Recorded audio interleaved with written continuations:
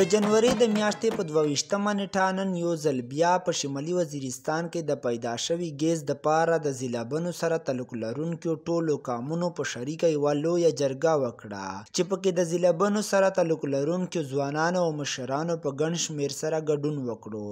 دغه د جرګې سلسله په داسې وخت کې روانه ده چې په یاد شوي ګیس باندې روان کار د تحصیل بګخیل خلکو له لوري په دې مطالبه بند کړی شوی و چې د دوی په سیمه کې پیدا شوي قدرتي مدنیات باندې اول حق د دې هیواد عین دوی ته ورکړی دی، نو د دې ګیس څخه د هم اول کنیکشن دوی ته ولګول شي او بیا د نور هیواد ته لاړ شي. خو په اوس وخت کې حکومت هغه بند شوی کار په زور باندې پیل کړی و چې د ضلعبنو ټولو قامونو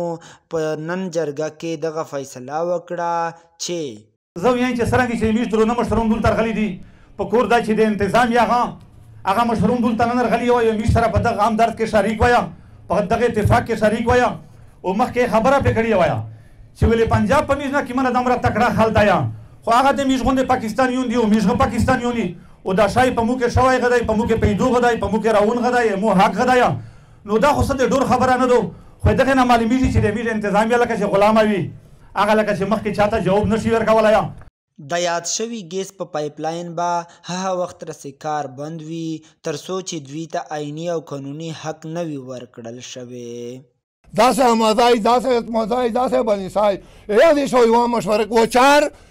وخلاصول ته یا ورکول ته یوه جوړول ته میش چار چیرې نه ورکوي په یوه طریقه نه ورکوي، خو که چیرې د شریک الله بیا میش د مذاکرات ختم شول بیا ډایرکټ د میش د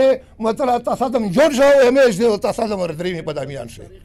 یاد دی وي چې په نن جرګه کې دغه فیصله هم وشوه چې د دې ګیس د کنیکشن یا SMS لګولو مطالبه به صرف د تحصیل بګخیل خلکو نه وي بلکې دغه مطالبه به د ټول ضلعبنو وي.